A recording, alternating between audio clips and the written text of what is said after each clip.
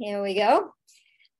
Let's start on day 2 with lesson 2 with just a quick review from yesterday to make sure that you understand how every lesson builds on the next.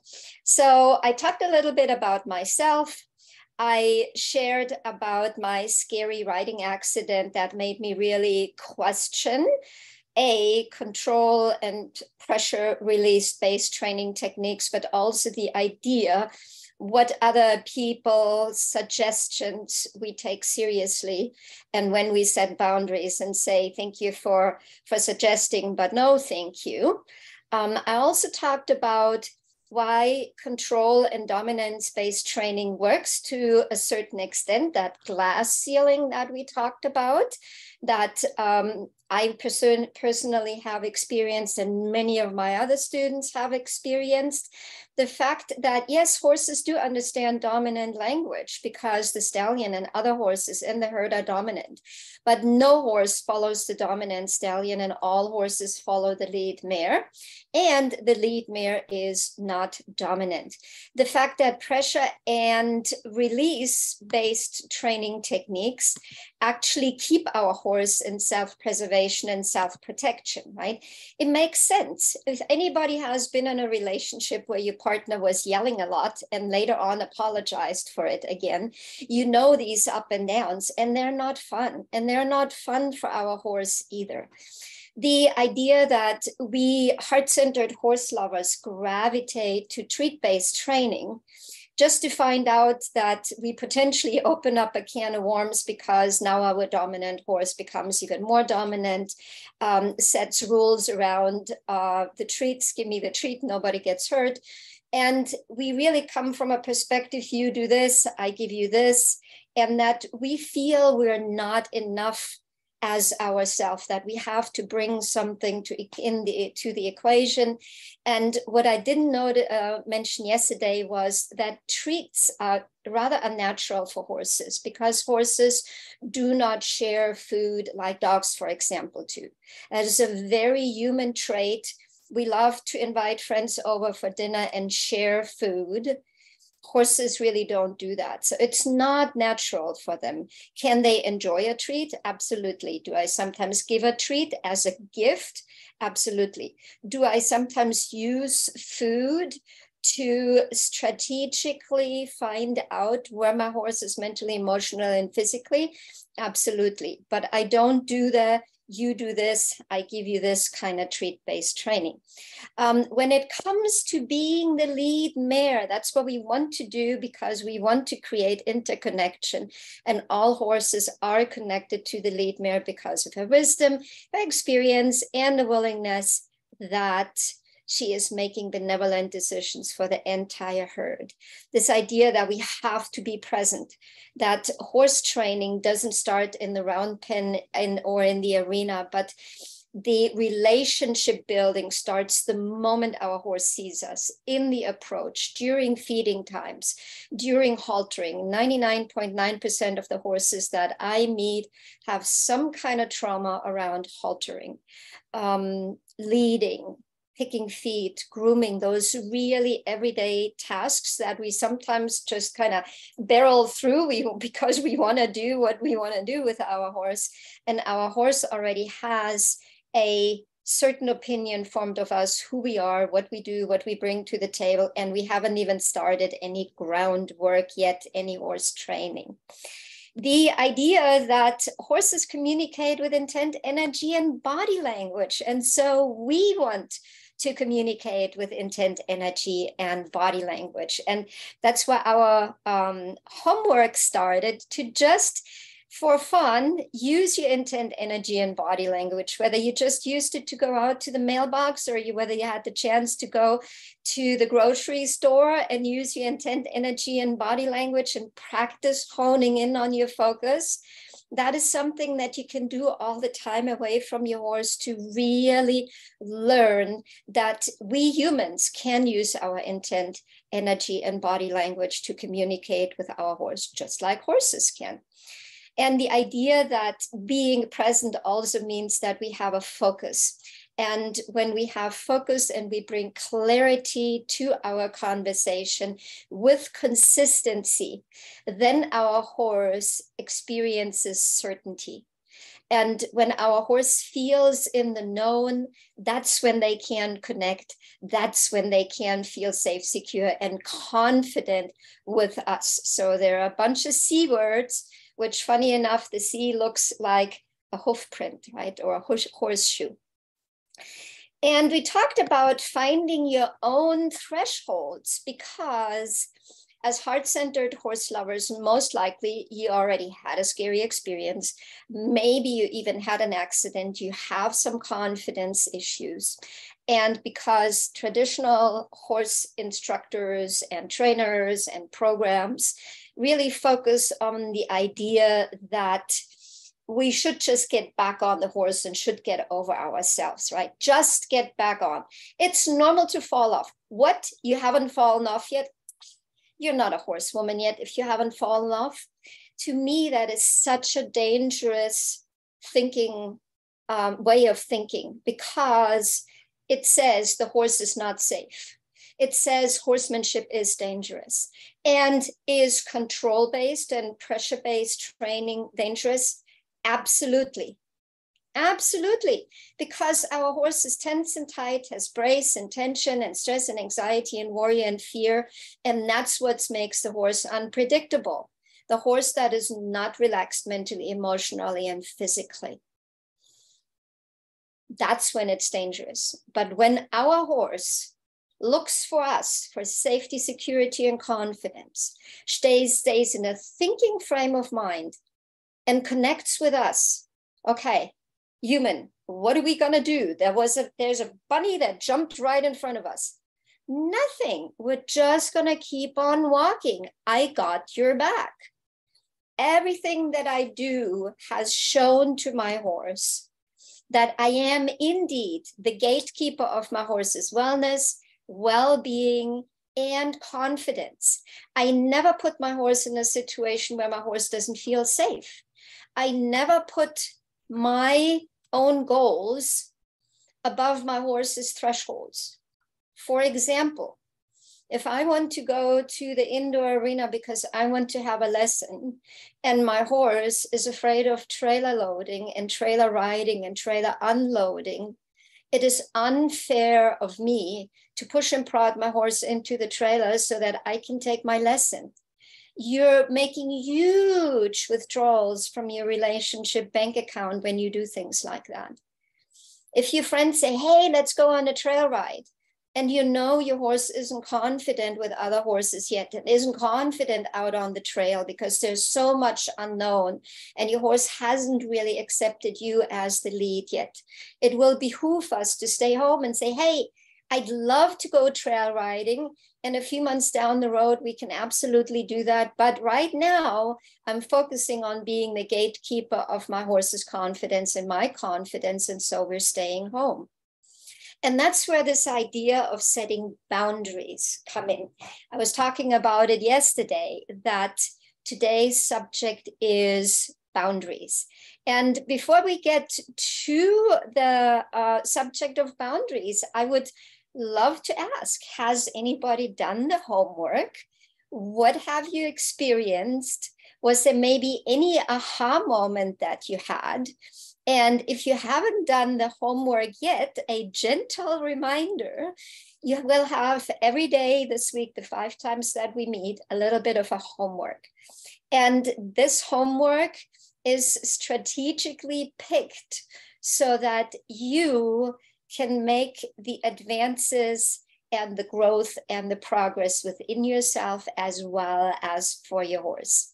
So Lori was saying, my threshold seems to change depending on the day, however, they are very clear to me. Okay, that's awesome, right?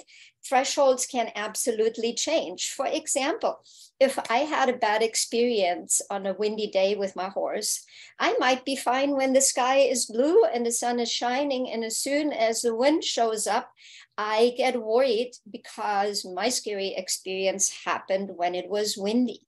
And our brain makes certain connections. And being clear about our thresholds is very, very important, because we will talk about that tomorrow, those mini and micro thresholds in our horse, right? That is what often holds us back and keeps us from breaking through that glass ceiling and keeps us from progressing and growing with our horse, because we're missing those mini and micro thresholds. And wind is very normal for horses to become nervous, and here is why. Because everything moves and the horse cannot identify anymore what's scary and what's not. So that's when we know that our horse still struggles with self-preservation and self-protection and has not totally accepted us as the lead yet.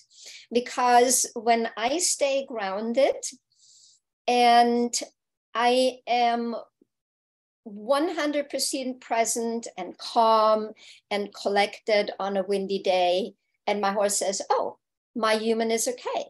We are okay. We're a herd of two. My human takes care of me. I don't have to worry, right? So that is just something that we then know, and we can build and work towards that. Debbie said, I checked in while doing chores. I have different thresholds with different horses.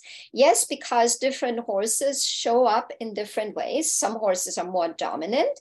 Some horses are less assertive, right? And so different personalities, different behaviors, different trauma, right? Some horses have certain behaviors because of trauma. Last year, I had a horse here. That horse was biting, striking, kicking, charging, and what I called body slamming. He would run sideways and try to knock you out. And he was one of those horses that wouldn't take any prisoners, right? He would target you. He was not just kind of kicking, but he was taking you out. He was ready to take you out. And why was that? Because the poor horse had experienced extreme trauma and abuse with humans, and he was just not allowing anybody in his personal space anymore, right? And that's when my personal space had to get super big, 20 feet all around me, because then my horse cannot bite, strike, kick, charge, run me over, body slam me, not available. But today we start to talk about boundaries, which actually includes how big does our personal space have to be. So we need to set boundaries for our horse so that our horse can see us as the lead. We need to set boundaries for ourselves so we feel safe, secure, and confident. And we have to also set boundaries with other people. So very, very important. My accident would not have happened if I would have listened to my own inner intuition. Every fiber in my body said, do not get back on your horse. What did I do? I got back on the horse. Why? Because my neighbor told me to do so, and I did not dare to say no. I didn't dare to say, you know what, I think this is not a good idea. And so in order to keep ourselves safe, in order to keep our horse safe, we have to learn to set boundaries with other people. And if you're struggling with setting boundaries, I can 100% relate, because I had huge trouble with that. My mom was a wonderful mom, kind and caring and fabulous. And I had a Disney childhood. I could chocolate cake served in bed.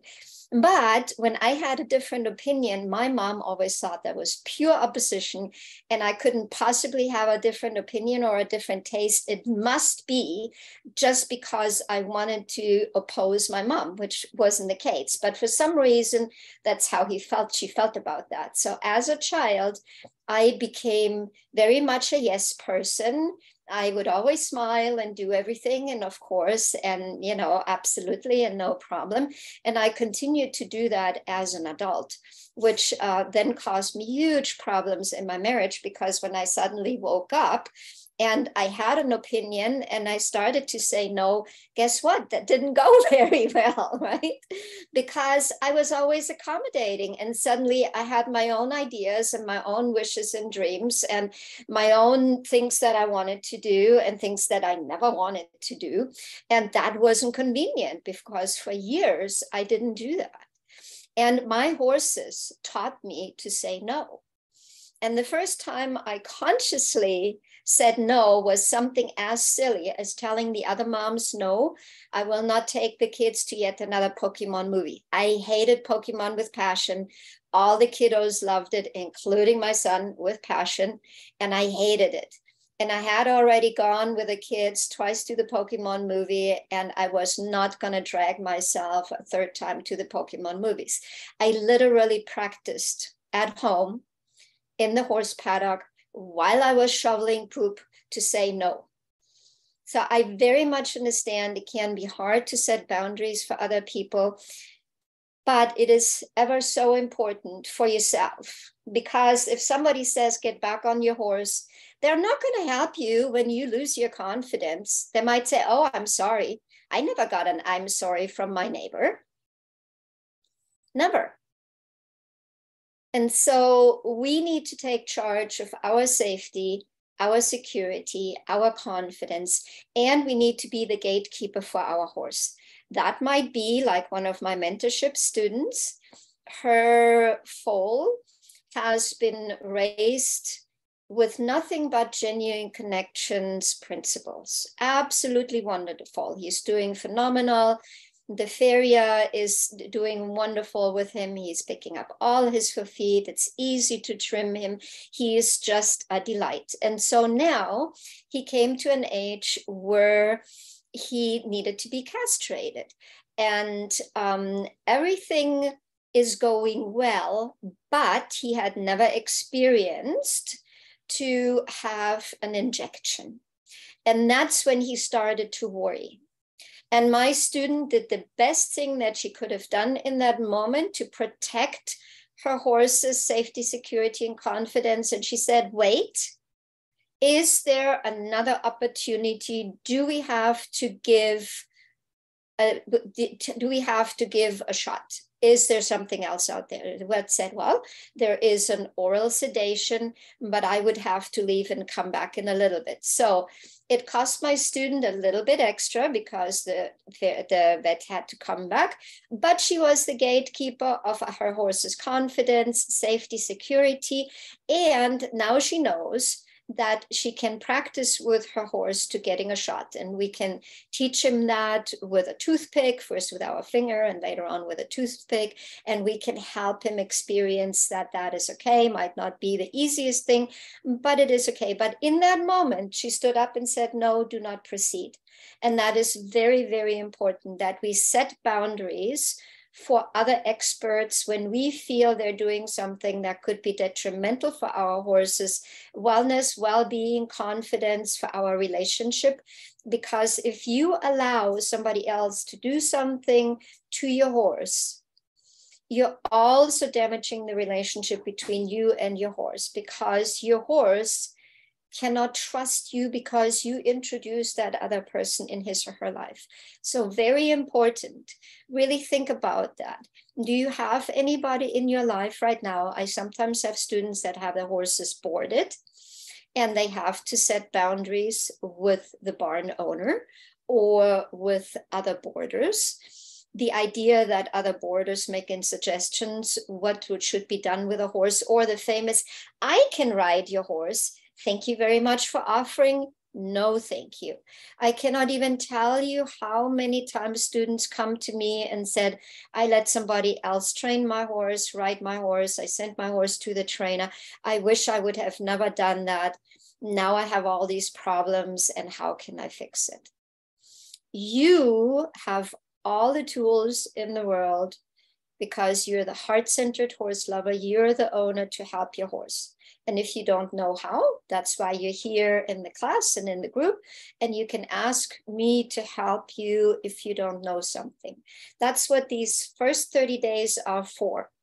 that you send in videos, that you ask questions, that you learn during the lessons, that you do your homework, and that you really restart your relationship with InterConnection. And we're looking for all those tiny little details that nobody else talks about, so that your horse indeed can feel safe, secure, and confident with you.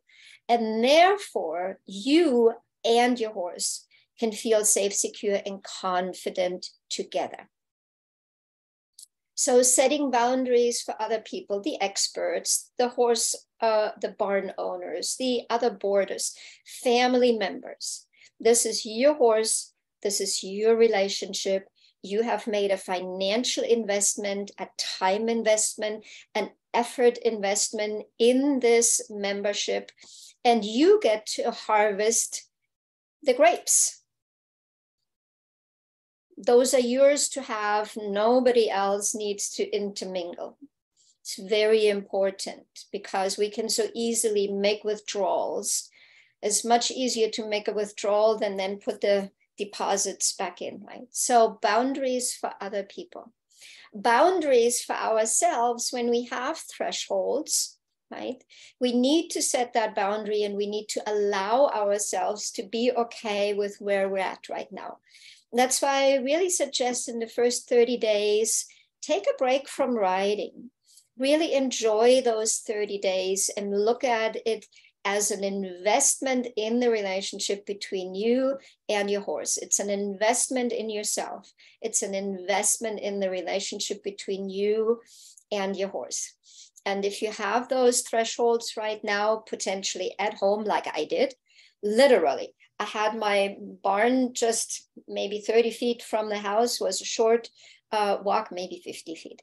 I came up with excuses in the house why I couldn't go down to the barn. It had gotten so bad because I had consistently broken through thresholds over and over again.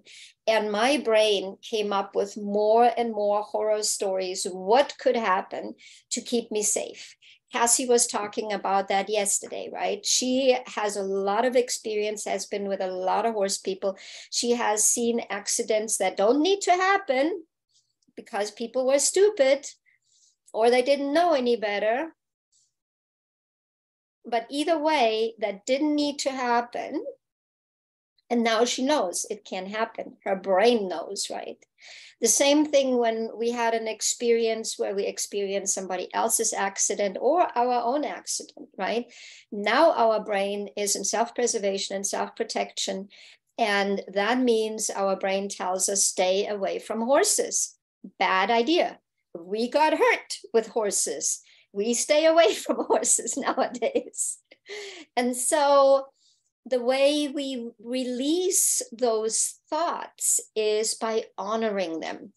Thank you, brain, for reminding me. I understand that can happen. So, for example, you can walk from the house to the barn and back and forth and back and forth, and you can have your brain experience that nothing is happening. I am just going to the barn. Nothing is happening. We're making up crazy stories, right?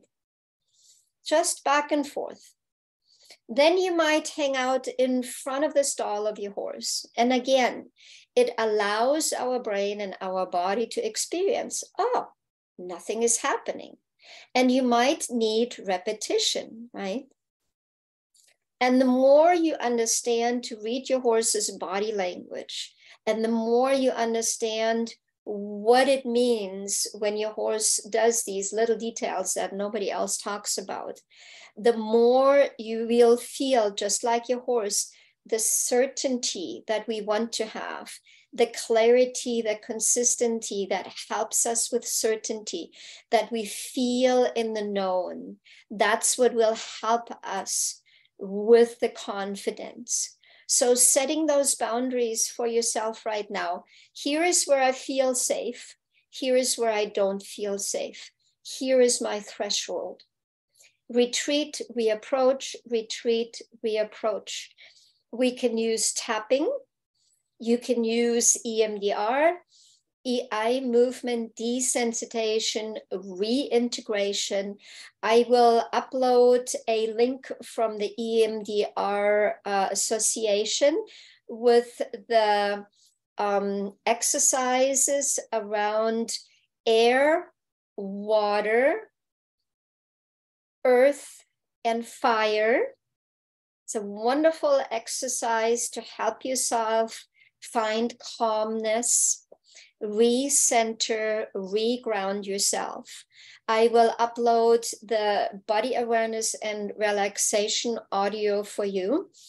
That's very, very important to go through that and get to a point where you know your chakras, where you know the words, and where you can pick and choose, right? You just scan your body, take inventory, like we talked about yesterday, this idea that as the LEADmare, we take inventory.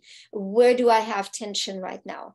I have tension in my shoulder, neck area.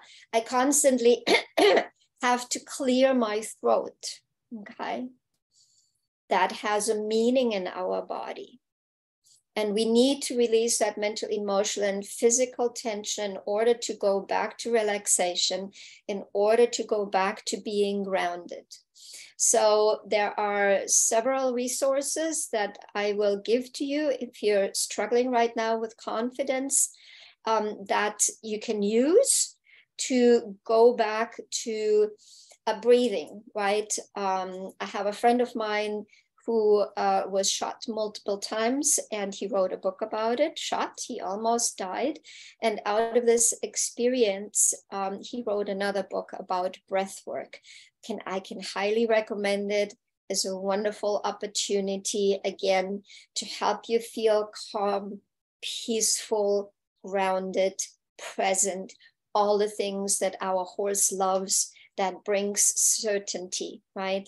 Brings the clarity, brings the consistency, brings the certainty, the feeling in that we are in the known, and that then can help us redevelop our confidence. The reason why our world is so crazy right now, because there's so many things happening and we have so much input and there's so much unknown. And the unknown is what causes us to feel anxious and jittery and afraid, right? And the more we can find ways to be okay in the unknown, the better it is, because our world is not going to change very quickly, right? We are in a period of change, which is wonderful. I feel like we're in a very pertinent time in the universe, in our life. It's very, very exciting, very frightening as well. But the more we learn to live with the unknown, the better it is. The more we can help our horse eventually to live with the unknown and be okay with it, because we are in charge, we are the LEADmare, we are the gatekeeper of safety, security, and confident wellness and well-being, right? We can learn to be in that position, right? Debbie was saying she's looking forward to the meditations and the tapping.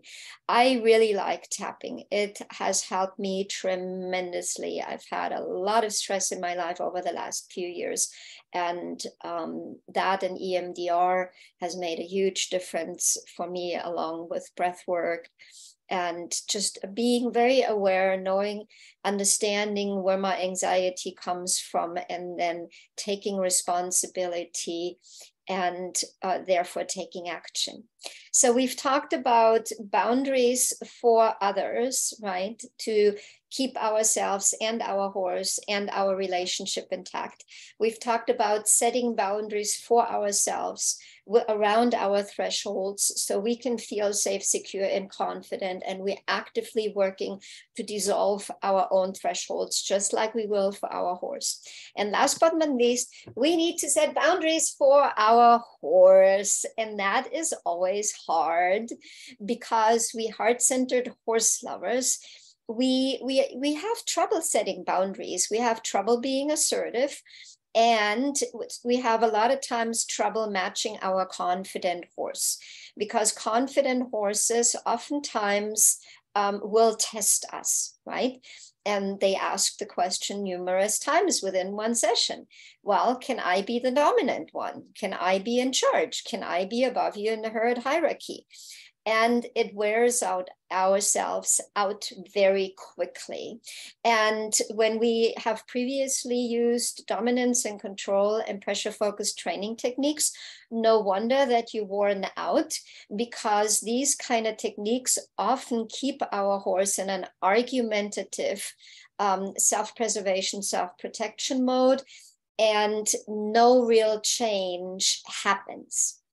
Right? We put a Band-Aid, a pretty Band-Aid on, right? And sooner or later, it, peels off again. We're saved with the same issue. I'm talking about solving root problems and making the symptoms going away once and for all. So I'm going to go back to this idea of how big does my boundary have to be, my personal space. In general, as wide as your arms can reach, like a little bubble. We've talked about it yesterday. We can fill our bubble with our favorite color, whether it's blue or purple or green, doesn't matter. I need to learn how to do it like a LEADmare. I did practice the pink bubble today. I think I saw a change in onyx. Yes, pink bubble, I love it. So the idea is, when we're really becoming clear where our personal space is, where it starts, where it ends, that is really helpful for our horse. And our horse might still barge in because they've been able to do it before, and why should they not? That's where it's really important that you describe and honor your personal space. We can do that with our intent, energy, and body language. I can do that with jumping jacks. I can do that with twirling. I can do it with reaching out with my hand and saying, excuse me, right here is where my personal space ends. It might be that I use my lead rope and I make a helicopter. I will put in the course a video that is talking about space conversations, just to give you an idea, because I have actually a few more things to say about that. And that is something that I will refilm for next week. But I want to give you a taste, that idea of space conversations, what is important to know, and how to reassert yourself and help your horse honor your personal space. Like with Onyx, we have a horse that is very pushy, and I think he's got, there's a certain joy, right, that he gets to press buttons. There are horses like that, that literally look for where they could get a response from us, and they push those buttons. And when horses see a tiny little opening, some horses are like, oh, whatever, too much work. And other horses are like, aha, there is an opening, push, prod, pull in there. And woohoo, I have just, cha-ching, cha-ching, cha-ching, put a bunch of positive points in my little dominance bank account, because horses keep track of stuff like that. And so it's very important that you're very clear and very consistent about your personal boundary. So I want to show real quick a video of a horse that does actively challenge her human's personal space, and where the human is not setting boundaries. And I would say that that is not, it is dangerous behavior, but it's not the worst behavior that I have seen.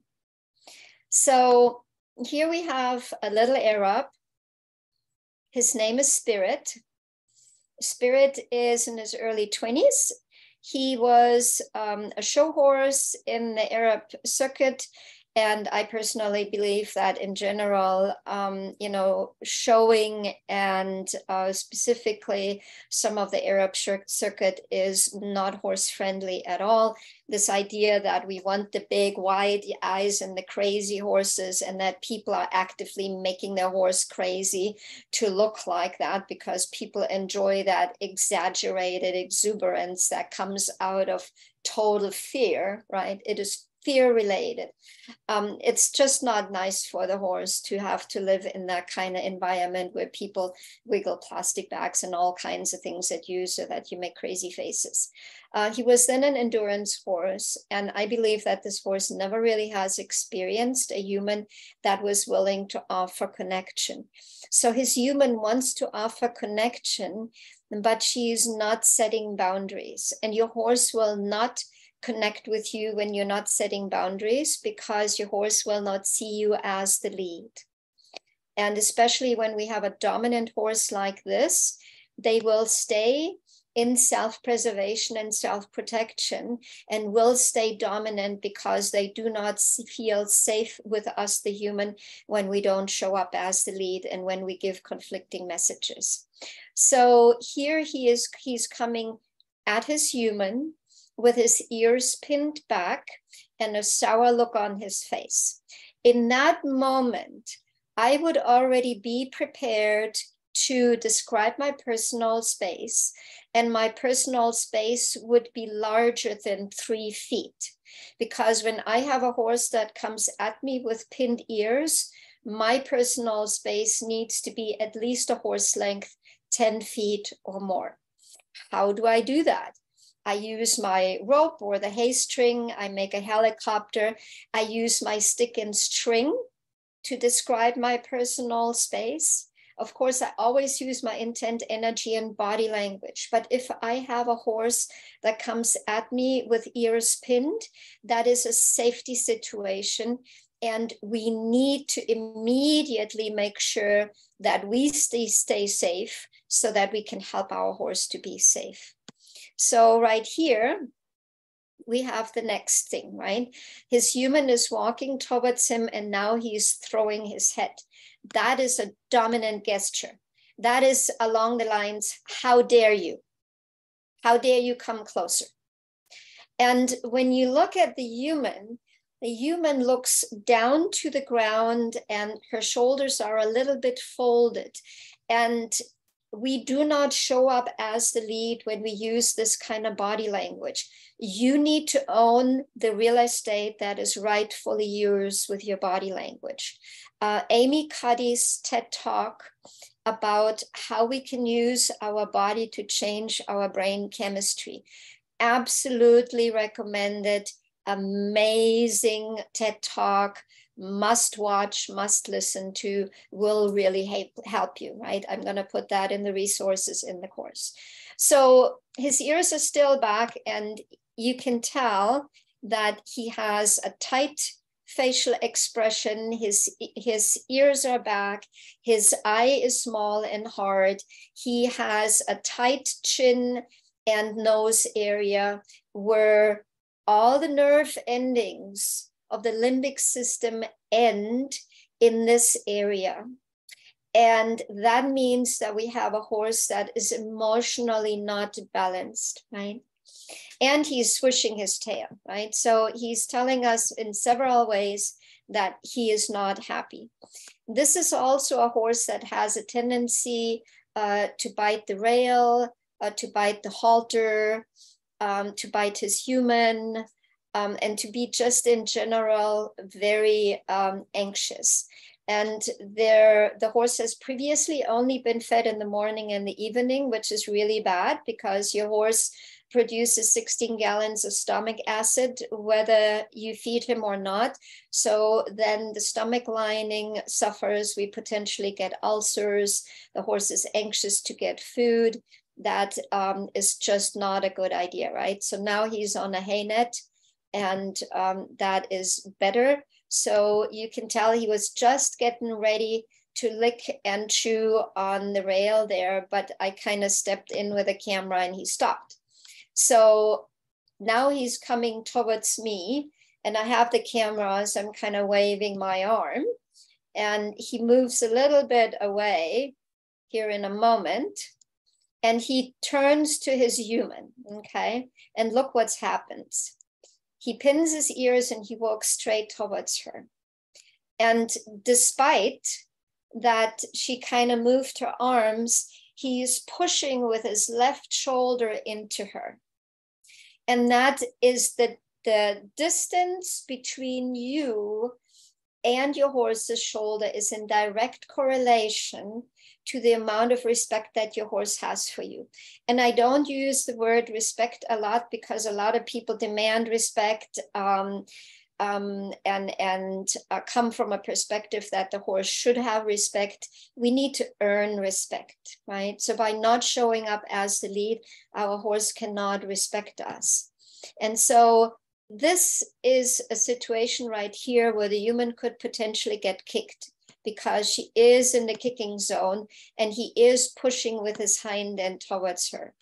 And he chooses not to, but now he's immediately coming back. And this is a horse that is pushing and prodding and occupying space right here. This is not nice.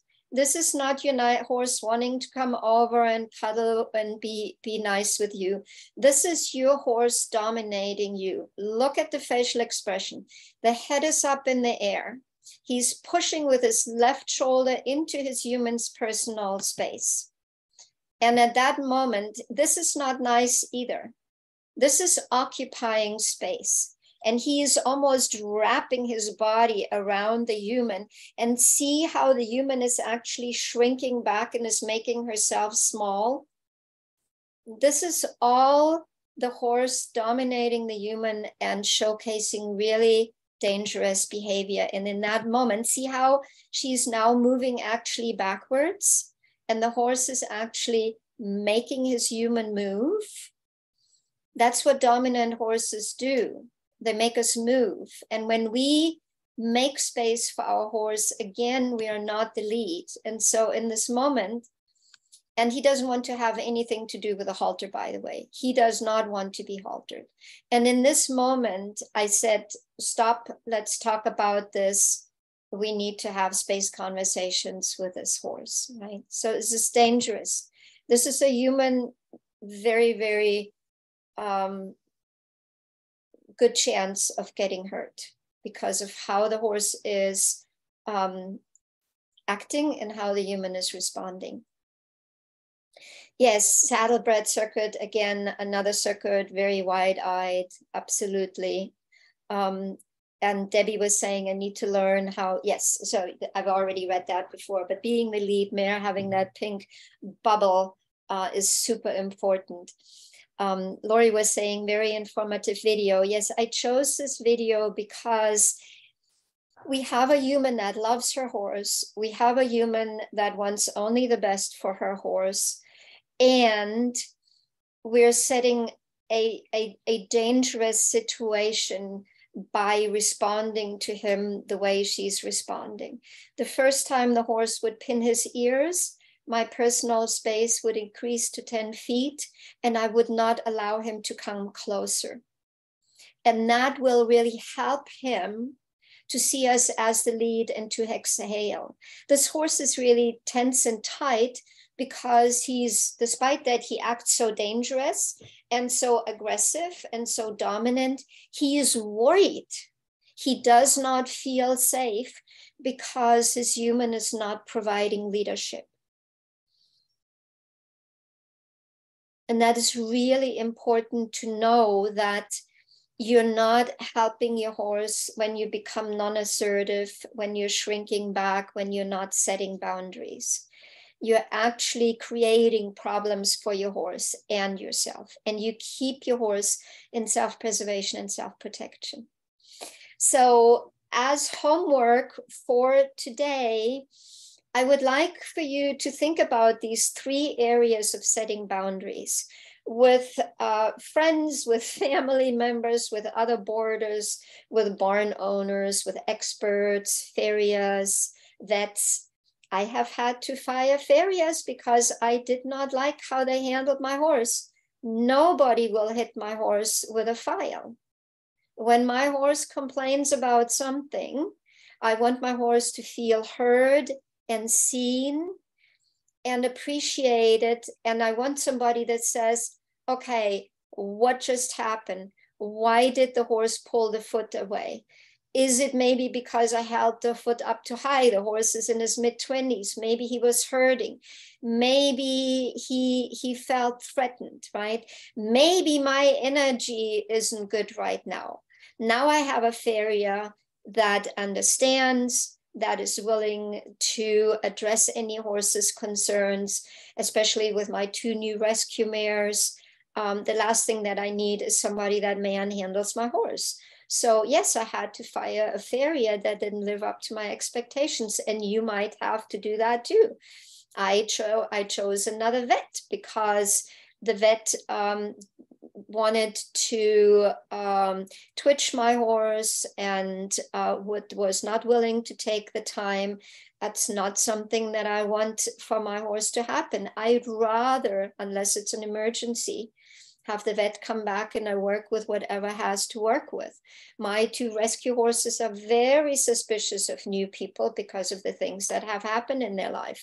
I need somebody that is willing to say, hey, I'm going to give you 10 minutes to work with a horse, and I'm happy to chime in and help your horse to get to know me, because it's important to me that your horse has a good experience with me, your vet. That's the kind of person I look for, right?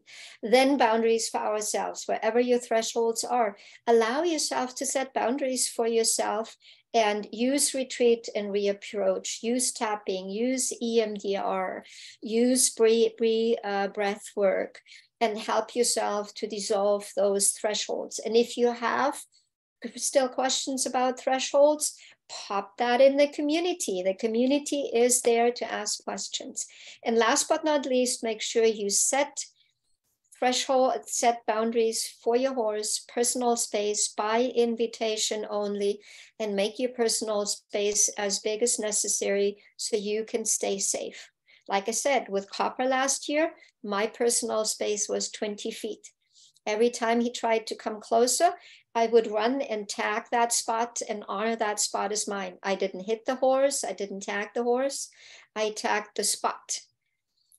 And so he learned that he was not allowed to come in closer. And that actually helped him to find relaxation, because he saw me as the lead, and all his coping mechanisms, the biting, the striking, the kicking, the charging, were coping mechanisms. He was not able to employ them, and they became unnecessary because he didn't feel threatened by me. He saw me as the lead, and that helped him find relaxation. Okay, so does anybody have any questions right now? If you're still, percolating and licking and chewing on what you just heard, totally fine.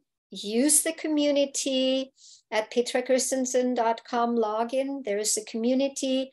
I added the course today, so the video from yesterday is already in there.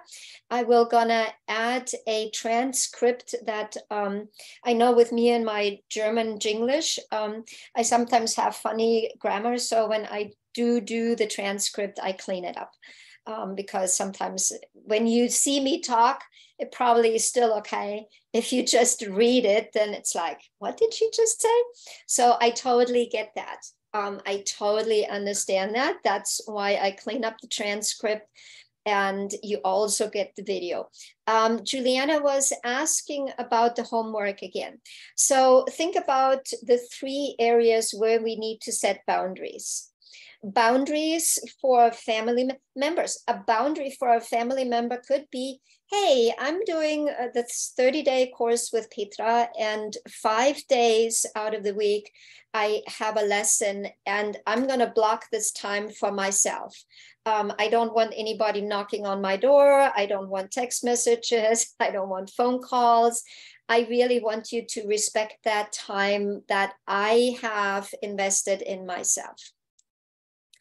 When it comes, so other people, right? Experts, friends, family, other boarders, you know, oh, I can ride your horse. No, thank you. I will get there and I will do it myself. Barn owners, etc., etc. That is one group. Setting boundaries for yourself. If you have any thresholds, accept these thresholds as boundaries and work on dissolving them. No threshold is too small. If you right now have a threshold leaving the house, that's totally okay. I've been there. I had the same threshold. You just go out of the house and you go back in the house and you go out of the house and you go back in the house until your body agrees. Oh, okay, nothing is happening. We're okay until you feel nothing. And that's how you dissolve thresholds. Retreat, reapproach, use the EMDR, eye movement, desensitization, reintegration. There are lots of amazing practitioners out there that can do that with you.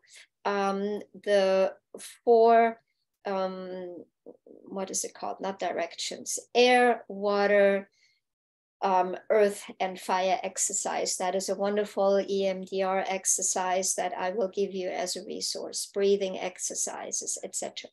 And then setting boundaries for your horse. So these 3 areas, just spend some time and look at that. What rings true for you? Where do you feel you need work? Who do you need, might have to have a chat with? Do you maybe need to get a different farrier because your farrier has a tendency to yank and jerk on your horse? Whatever is necessary, make a list of those boundaries. You don't have to set every boundary in one day because we know heart-centered horse lovers have trouble setting boundaries.